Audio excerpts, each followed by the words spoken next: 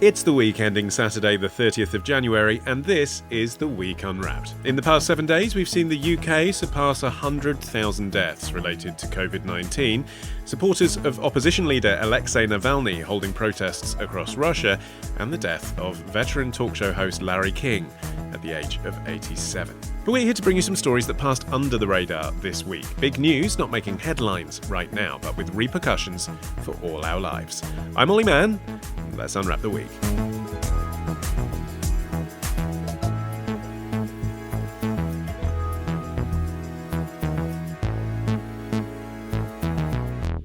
And joining me today from the week's digital team, we have Mr. Joe Evans, and alongside him, freelance writers Arion McNicoll and Abdul Tahhan. And Joe, you are starting this week. What do you think this week should be remembered for?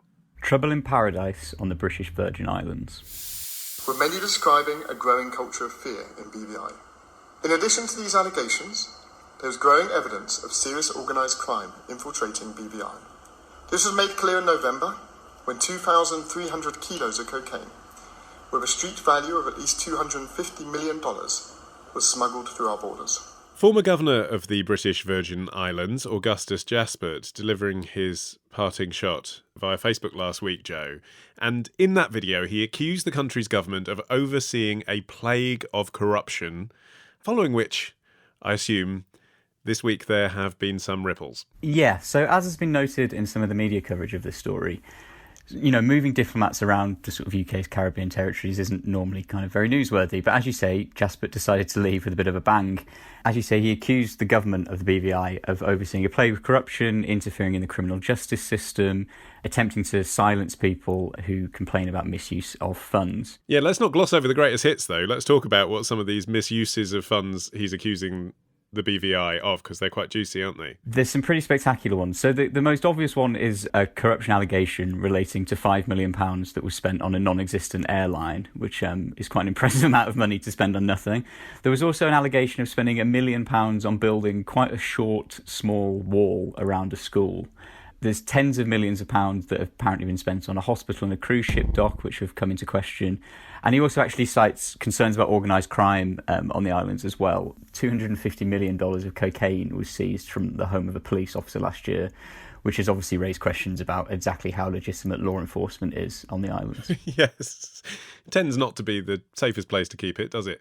So, OK, those are the accusations. What's he suggesting is the solution? So the allegations that he has put forward are now going to be overseen by a commission of inquiry. So that's a formal process that is overseen by a British High Court judge. And if Jaspert's sort of passing shot video seems a little bit extreme and a bit of an odd way for a diplomat to leave his post, he is acting with the backing of the Foreign Secretary, Dominic Raab, who has stated that we have a constitutional and moral duty to protect the interests of the people of the BVI, which obviously Jaspert is suggesting the government isn't overseeing properly in its role. Yeah, I mean, Arion, it's funny, isn't it, to talk about this video as being extreme, because, I mean, he's a deeply uncharismatic man. His parting shot is quite gentle, really, even though it comes with this inquiry attached. If anything, it's the face of the establishment in Britain, isn't it, acknowledging there's a problem in the British Virgin Islands. What are the implications of that?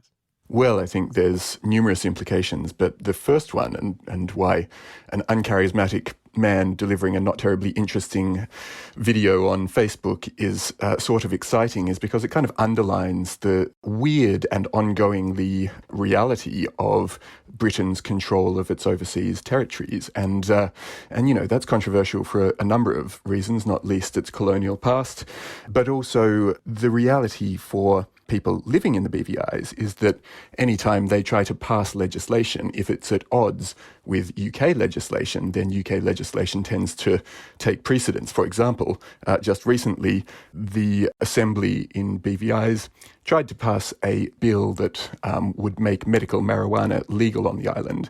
And because it conflicts with UK law takes precedence, and it didn't manage to get up. So I think that there's a growing sense within the BVIs that actually they don't want to be overseen in this way. And how much, Abdul, do you think this does actually reflect the wishes of the people? Because again, it seems from this distance, to be being done over their heads. This is the British establishment, doing its own British inquiry.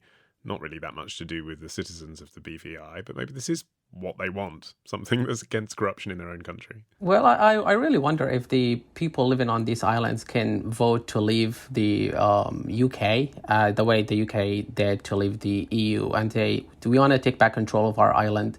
We're pretty much similar. We want what the UK actually did and have a referendum. So I'm not really sure how much that reflects on the people. But again, I wouldn't really trust a lot of, being from Syria myself, I wouldn't trust a lot of things coming from the establishment themselves, even if they were voted into the government. I mean, I'm interested in this quote from Margaret Hodge, the veteran Labour MP. It's clear that an economy based on secrecy and low taxes is a recipe for bad governance, corruption, and criminality. Abdul, do you suspect that the same could be said then for Singapore, for Monaco, for Jersey and Guernsey and Gibraltar, which are places not so far away that people listening to this may have money? One of them, I think, is a tax haven, right? There are a lot of companies that operate there as an offshore and they don't pay taxes, right? In Syria, we didn't pay any taxes and governing was awful. But it kept going on and on for 50 years so far. And look at what's going on, what's happening. There's a war there. Economy there's no real economy at all. If you look at Lebanon, it's the same. Tax was very low. They tried to impose taxes and then people started protesting and the economy is now gone. So I'm not really sure if you don't know how to collect taxes and spend taxes in your country, I don't know if you can really operate. Yeah, and I think that's absolutely right, Abdul. And I think your point, Olly, and what Hodge was trying to say with that comment, it's unsurprising that in a place where so much dirty money is flowing in semi-legal ways, that these places don't have the most marvellous governance. That should be sort of pretty simple on its face. But also, tax havens aren't the most wonderful places to live for so many reasons. There's not much freedom, like you take Singapore as an example, and the famous thing about chewing gum being illegal. There's not much democracy. Jersey hasn't had an election ever. And there's not much trickle-down. You don't get a lot of the wealth flowing down from the people who are doing their banking into the communities. For example, the Cayman Islands depends on charities to provide free school meals to children. So, in all of these ways, you can see how the dirty money that's coming into the country isn't becoming valuable to the communities themselves. And Joe, Brexit is impacting the way this is playing out too. Yes, as with almost anything relating to the UK at the moment, there is, of course, a Brexit angle. And this is mainly really that the UK has lost its influence in the corridors of power in Brussels. And so MEPs have voted on a resolution to blacklist a whole group of tax havens, one of which is the British Virgin Islands. Guernsey and Jersey are also included. To an extent, this is sending a signal that the EU is going to get serious on tax avoidance. And, the resolution passed by 587 votes to 50, and it will include the automatic inclusion on the blacklist of any country that runs a 0% tax regime, which is the kind of places, Ollie, that you referred to earlier. So there has been some suggestion that Westminster has sort of woken up to this in an attempt to intervene ahead of the EU blacklisting areas like the British Virgin Islands. An EU sanction would be largely symbolic, although it would obviously make it more difficult for banks and things to hold accounts in those kind of jurisdictions.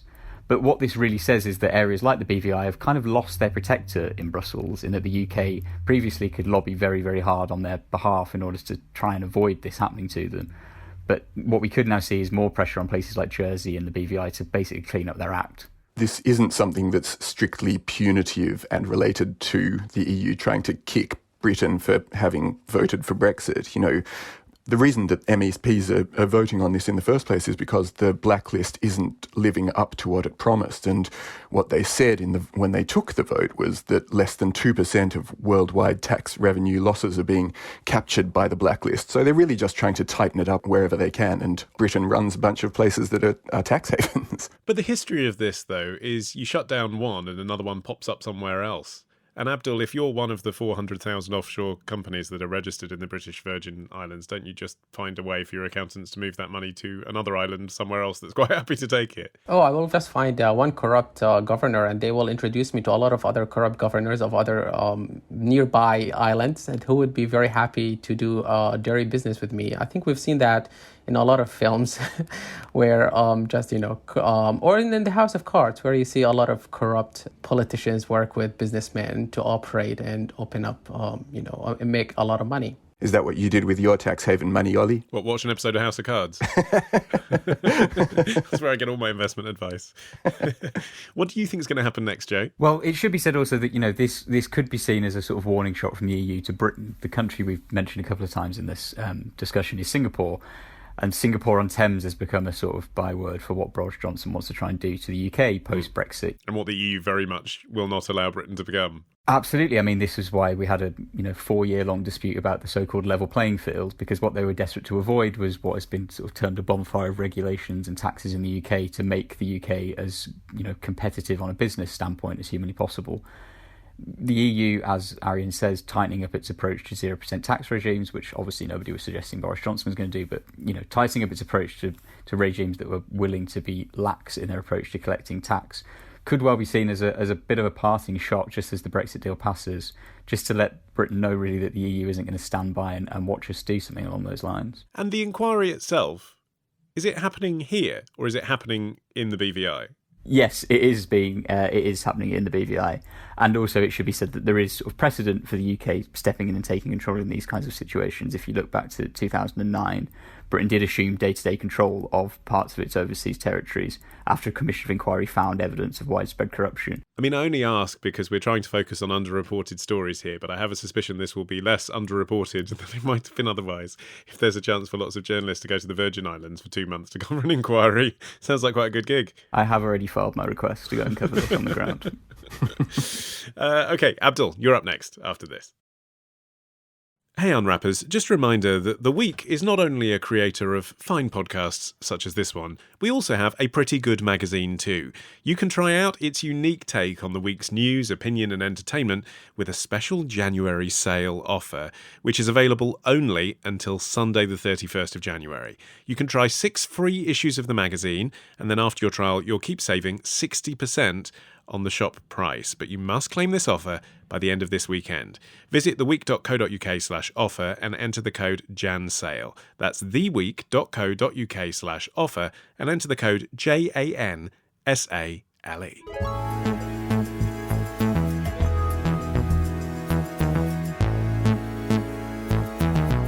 Abdul, your turn. What do you think this week should be remembered for? The week we reflect on 10 years since the Arab Spring sprung.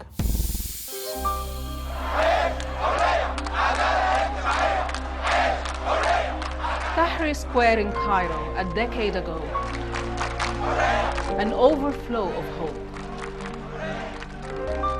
In 18 days, President Hosni Mubarak is gone after 3 decades in power. And in the following years, Egypt goes through extreme political upheavals. But what has become of the big dream of a free democracy? Okay, so Abdul, it's been 10 years since the uprising against Mubarak in Egypt. An anniversary story. Why is that your story of the week? This story brings a lot of hope and a lot of nostalgia to a lot of people in the Arab world, a lot of Syrians, a lot of Egyptians. This week's was the first time I remember on the 25th of January, remember seeing on the news a lot of brave women and men in Egypt taken to the street to protest against the regime. This is historic. This is something that has never been done before. This is something we couldn't even imagine in our wildest dreams. Remember, we're living under a dictatorship, and we have a proverb in Arabic. It says, the walls have ears. So you couldn't really talk about politics with your family inside your home. So to see people protesting on the street, and the slogan they said, they were shouting, the one you heard in the video, it means عيش حرية عدالة اجتماعية, which could be translated into bread, freedom and social justice. And nostalgia is an interesting word, Abdul, because 10 years later, it's not a case of looking back and saying, oh, well done them. It's a case of looking back and saying they didn't get what they wanted. We didn't get what we wanted, but we are still in an ongoing fight in order to get it. Because in Syria, for example, Assad is still in power. And in Egypt, they replaced one dictator by another. In Libya, one dictator is gone, and there's a huge mess now in chaos. So it's not ideal yet, but it's still very fresh. It's still 10 years on. We didn't get what we want, but we still dream. And we still congratulate each other for breaking the silence and for being so brave and demanding these things. And these things people take for granted in a lot of democratic countries. Again, this is bread, freedom, and social justice. Joe, ever since then, and in the past, Egypt's army have continued to play an outsized role in choosing, really, who gets to govern the country. Why does it appear like that can't be shaken off? No, you're quite right. Funnily enough, reading around this story, I was reminded of a book that I read a couple of years ago called How Democracies Die, and it was written by two Harvard scientists, and it's very much sort of an artifact of the Trump era, really. But I think it's applicable to this in that one of the things that the two scientists talk about a lot is the concept of democratic norms and how societies need democratic norms in order to function as societies. And these could be things like viewing your opposition as legitimate, even if not who you'd want in power, or conceding power when you've lost a free and fair election. I think this is kind of the issue in a lot of these countries. And I think actually this is where a lot of the naivety comes from when you look back at some of the Western coverage of the Arab Spring. This infrastructure of democratic norms just didn't exist in these countries. And so the naivety of some Western journalists to go over and say, democracy has prevailed and democracy will now spread across the Arab world, I think really does sort of stand out as a real error in the way that this was covered at the time. And it does give some hope in that, as has been noted in a lot of sort of the 10th anniversary coverage, a lot of the underlying conditions of the Arab Spring still persist. And as Abdul says, kind of corruption and cruelty and mismanagement haven't disappeared. That could be looked at from two views. Either that autocrats will continue to rule with an incredibly tight fist because they recognise that fertile ground still exists, or it could be looked on more hopefully, which is the fact that fertile ground still exists means that similar things could happen again, having learnt on the experience of what happened 10 years ago. And Arion, President al-Sisi in Egypt now does have supporters, just as Mubarak did, who say he's protecting the country from chaos, just as at the same time human rights groups continuously criticise the restrictions that he imposes on freedom of expression. There are two views online, aren't there? There are, although I think that the idea that El-Sisi offers stability is fairly minimal versus the things that he doesn't offer. And, he definitely isn't a force for democracy in that country, even though he was technically elected. But I think, it can be tempting to look back from a vantage point like a 10th anniversary and go, well, this is a finished story. But actually, as Abdul was saying, this is a work in progress. And for people throughout the region, I'm sure that the setbacks don't spell the end of the story. And you think about the way that democracy spread across Europe in the 20th century, it takes a long time. You had the sort of first wave of democratic governments coming after World War I, and then same after World War II and the end of colonialism then, and then a sort of third wave after the Cold War. So 10 years is too soon to start writing the obituaries for what the upshot of the Arab Spring was. But it's kind of going in the wrong direction, isn't it, Abdul? It's not just a case of it's getting there slowly. According to the Washington Post, more Arabs are now living in poverty, more are unemployed, and more are in prison for their political beliefs than was the case 10 years ago.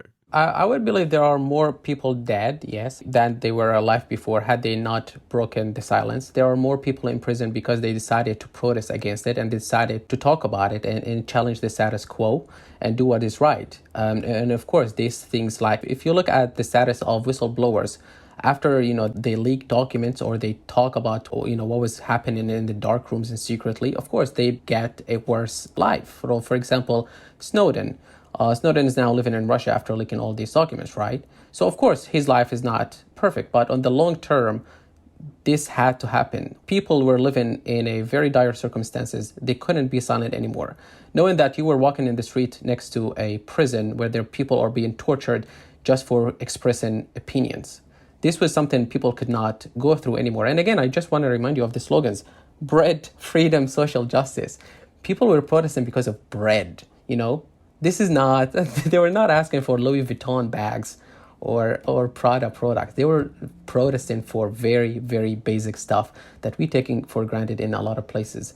I just wanted a quick point to comment on Arion. Is that, yes, al-Sisi was elected, but we know how elections work in Arabic countries.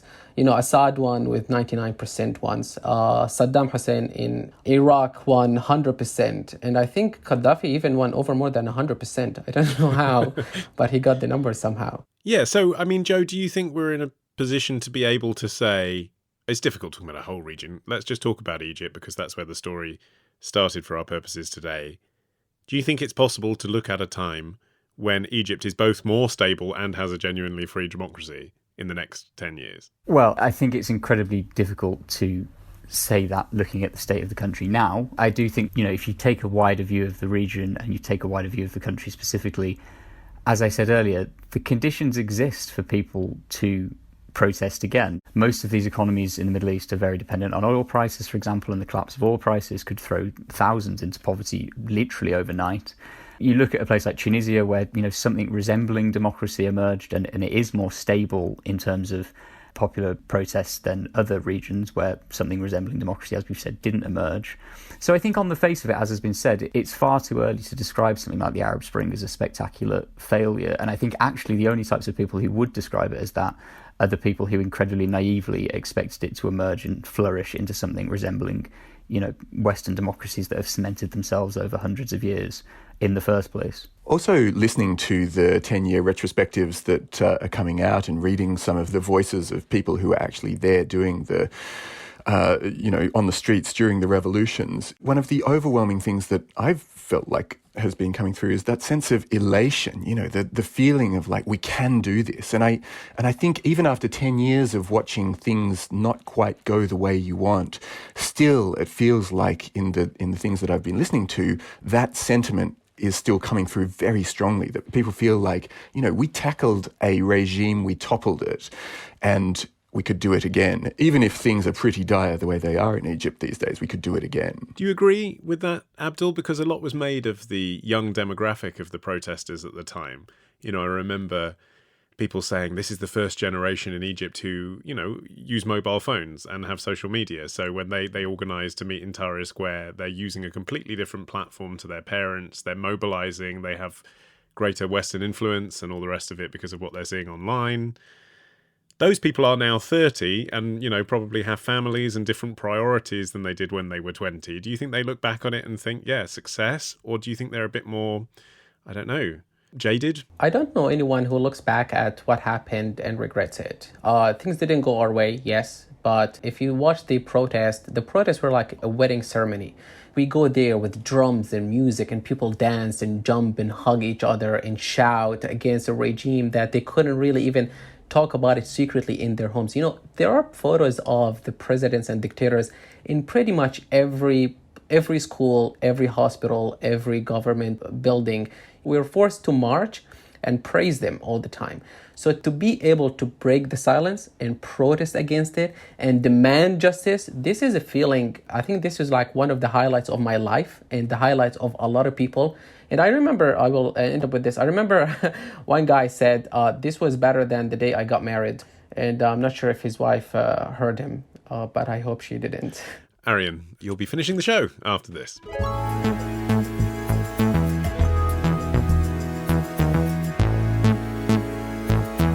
Okay, Arion, your turn. What do you think this week should be remembered for? This week, my compatriots down under have been asking, is Australia Day un-Australian? The 26th of January is a day that we have traditionally celebrated Australia. But for some Australians, it's a bit of a shitty day, because it's the day that Australia was invaded by colonists. So let's celebrate on a different day, the most Australian day of all, the 8th of May. May 8. Mate. The Change Australia Day to May 8 campaign from Junkie Media. You can see the full video on YouTube. Change Australia Day, Arion. Next, you'll be wanting to change the flag and the head of state. Outrageous, huh? Yeah, it's so Jordan, who we heard from in that clip, was actually an old uni May 8 of mine, and she's relaying a sentiment that's pretty common and growing in Australia, which is that a growing number of Australians think that the country's national day should be, if not changed from the 26th of January, then completely abolished. And the reason for that is that the 26th celebrates the day back in 1788 when the tall ships of the First Fleet sailed into Sydney Cove and the British colony and colonial period began in Australia. But it also obviously is the day that marks a really terrible period in Indigenous history, specifically what amounts to a genocide and the complete dispossession of land of the Indigenous communities of Australia. So it's for that reason that this week saw quite a lot of street protests and people gathered in the thousands in defiance of the COVID restrictions that were meant to limit the number of people who could get together in public, and they were asking for this one thing, which is a fairly small thing, which was the recognition that the day is pretty complicated for proportion of the community, and not just complicated, but tragic. Is the problem the word celebration that you use there, though? Because if it's a case of commemoration, if it's a case of having a bank holiday to commemorate the day on which, whichever way you look at it historically, modern Australia was founded, I mean, that's how it happened. Having a date to commemorate that as a national day doesn't feel inherently disrespectful to Aboriginal communities, does it? I know what you mean, except that to do a complete pivot from a day where people go down to the beach and have barbecues and have the day off to a day where they reflect on the massive damage that was done over 200 years, I think it's unlikely that it would be possible to do that. And that's why there is this movement to have it completely changed altogether, because it's quite hard to celebrate a country in a way that feels inclusive for all people when, for a percentage of those people, it's the day that things went massively, massively wrong. And in that sense, Joe, there's a similarity, I guess, with the debate here about our honour system referencing the empire, isn't there? The MBE, OBE system. People say, well, now those awards are given to a hugely inclusive, diverse list of modern Britons. So, you show, don't tell. Look at the recipients. You could hardly say this is the empire. But it literally does have the word empire in it. And so there's an argument that just inherently that's not something you would want to necessarily receive if you're a child of one of those empire communities. I mean, do you think modern, diverse, inclusive Australia can be celebrated on the day of the arrival of the First Fleet? I think it probably can, and I would happily be corrected by Arion on this, because obviously he's far closer to it than I am. And it strikes me that this is not dissimilarly to the way that the debate around sort of the honour system or even, the BLM movement in the UK played out, which is that it's massively generationally divided. And it strikes me that the older generation, which I'm very unfairly going to take Scott Morrison, the Prime Minister, as a representation of, is very cack-handed in the way that it speaks about this kind of stuff. His comment this week was, when the 12 ships showed up in Sydney all those years ago, it wasn't a particularly flash day for the people on those vessels, which, you can see how Indigenous Australians will not respond well to that kind of language when dealing with something which is incredibly important to them. But it should also be said that if you look at the polling data on people who support changing the date versus people that do not support changing the date, it's young Australians that seem to recognise the fact that this is incredibly harmful to large percentages of the community. Australia has in recent years sort of rewritten its schooling around this kind of stuff, and it's kind of changing the conversation in terms of curriculum in the way that sort of decolonialising the curriculum in the UK is a big issue. And that does seem to be playing out in the sort of generational divide, which makes me think there is hope that actually Australia Day can become a day that is more inclusive, whether that means moving the date as has been suggested, or whether it just means making the day as it is an event that more people in the country can celebrate together. I mean, it's interesting, Abdul, isn't it? Because there's an overlap with our last story here in that sense of generational divide, isn't there? The people who are out on the streets in this instance as well are the younger ones, and the older ones just aren't motivated to change this at the moment. So what does that mean? Does it mean, like the Arab Spring, we're waiting 30 years for something to happen? Well, I would hope that things would change sooner than later, because Syria was a French colony after the World War I, and while Jordan was a British colony. We don't celebrate the arrival of the French in our country, even though the French built a railroad system and built a lot of buildings and infrastructures. We don't celebrate that. We celebrate Independence Day. And this is not something should be celebrated, in my opinion. I understand the controversy around the date, but I think what is more important than looking at the date to celebrate or not is to look at the data about the indigenous people. Until now, they're living in a developed country, but they if you look at all the statistics that is published by the government itself, indigenous people have worse education, there are more people in prison, their life expectation is shorter than other Australians. So they're affected in all ways. So until the system changes and treats them fairly or provides more to them, because this is kind of almost 200 years after the arrival of the British, and they're still suffering until now. So this tells a lot about what they're going through. I think that's right, and I think that perhaps the one useful thing about the date of Australia Day still falling on the 26th of January, and I think this is what you were driving at, Olly, is that it continues to expose annually the open wound of the harm that was done to the Aboriginal and Torres Strait Islander peoples that lived in Australia prior to the arrival of Brits. And there is a movement towards reconciliation, but it's moving too slowly. And one of the documents that was put together that's really driving the sort of effort towards reconciliation these days is called the Uluru Statement from the Heart, and it was compiled by a group of Australian Indigenous elders 4 years ago, and it still hasn't been adopted. And really what it's asking is for proper representation in Parliament and for truth to be told about what happened all those years ago. So, and in fact, not that many years ago. So I think that the sort of perverse value of the 26th existence is that it allows us to see all of those problems annually and reflect on how far we haven't come. And I made a mocking reference in my intro to the flag and the head of state, but I do wonder if one of the reasons may be that the government is resistant to examining whether the 65,000 years before 1788 were more important than the 240 that followed, is because then you then have a conversation about, well, why do we still have the Queen on our banknotes? Yeah, I think that's exactly right. And the movement towards Australia becoming a republic was obviously set back a couple of decades ago when there was a vote on the question and people voted no. But in actual fact, people's feeling about wanting to become a republic is massively in favour in Australia versus the people who don't want it. It was just that the way that the question was posed was a bit complicated and they voted against the model of republic that they were being presented with. And I think that that will of a large number of Australians to distance itself ultimately from the Crown is one that isn't going to go away. It's something that's a box that, having been opened, is not going to be able to be closed again easily. A bit more closer to home, Joe. It's interesting how we in Britain are taught about Australia, if we are at all. I remember at school sort of hearing about convicts being sent to Australia. I don't remember being taught anything about Indigenous people there or what happened when they got there. The story was, we sent some people on a boat and they founded a country. So it seems like Australia, for obvious reasons, having a more mature conversation about this now, but we're not. No, not at all. And the story you've just told is basically the story of colonialism as taught in schools in the UK. It's, brave white British colonialists got onto boats, went to foreign land, and then they built a country. There's very little mention of the fact that there might possibly have been a country there when they got there that they bulldozed in order to build things that looked a bit more Victorian. I think it's true that actually we aren't having a particularly grown-up conversation about Britain's colonial history in Britain, or at least that we haven't had one for a very long time. It is noticeable, again, to bring up the BLM movement, that I think that kind of thing is putting this on the map in a far more prominent way.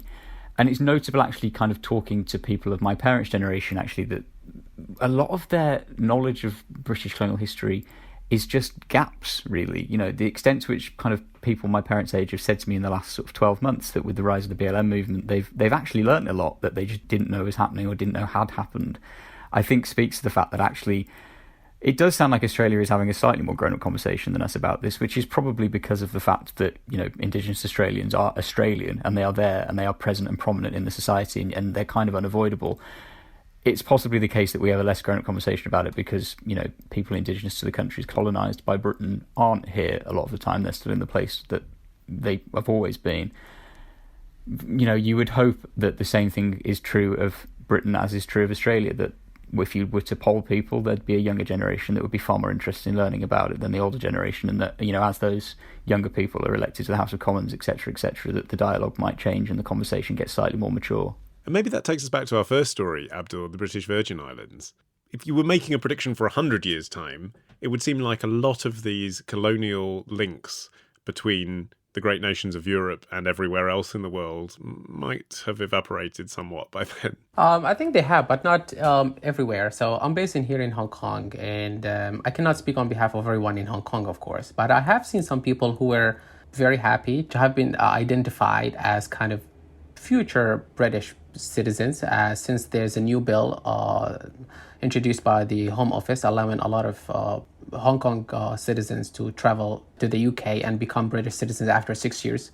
So some of them were grateful for this. And Arion, this is a story that crops up every year in Australia, isn't it? And I've given you a bit of an easy ride as choosing it as your story of the week, just mainly because I've been watching a lot of Mystery Road, so I'm interested in this subject.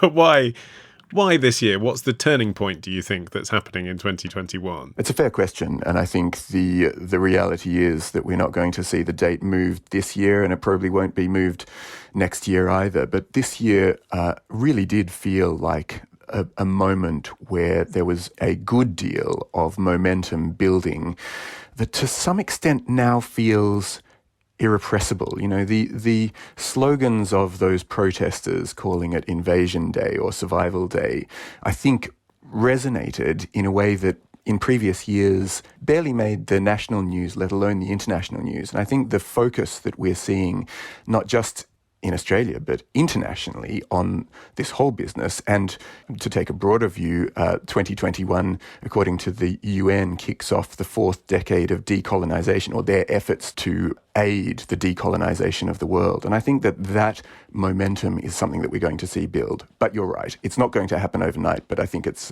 is inevitable. If you were back in Oz, would you be celebrating? Would you go for a beer and a barbecue? Or does it just feel awkward? It does feel awkward, and I think I'd be at the protests. You know, that's the place to be on the 26th. I do think that a lot of Australians want to celebrate Australia and they want to go to the beach and have a barbecue, but we don't do it on that day. I think that's the message that a lot of people think today. Well, like an Australian daytime soap, we have reached our underwhelming cliffhanger, but do come back next week to find out what happens next. In the meantime, my thanks to Joe, Abdul and Arion for their stories this week. And remember, you can subscribe to this show for free. Just search for The Week Unwrapped wherever you get your podcasts. And right now you can also try 6 issues of the Week's magazine for free and continue to get 60% off the shop price after your trial. Just visit theweek.co.uk/offer and enter the code JANSALE. Offer ends January 31st. I've been Olly Mann. Our music is by Tom Morby, the producers Sophie King and Matt Hill at Rethink Audio. And until we meet again to unwrap next week, bye-bye.